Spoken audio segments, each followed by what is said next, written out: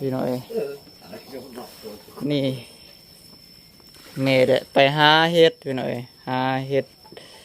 กระไดเฮ็ดอดีพี่น้อยเฮ็ดละโงกเฮ็ดทานพี่น้อยโอ้หน่อยทางหน่อไม้ถามส้มเลยกระไดพอกินครับเสาได้ถามส้มเลยพ่อวันนี้กูเศร้ากูพูดในหัวจะอ่อนเลยป่ะมาพระเจ้าป่ะน้องสาวเพิ่นได้เอาออกมาพี่น้อย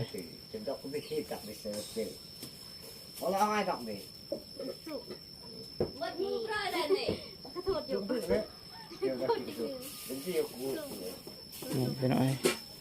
แล้วก็น้องแล้วก็ร้านก็อยากล้างน้ำพี่น้อยป้าพี่น้อยคือสิแสบพี่น้อยโดนได้กินเถื่อได้พี่น้อยมีเห็ดทาน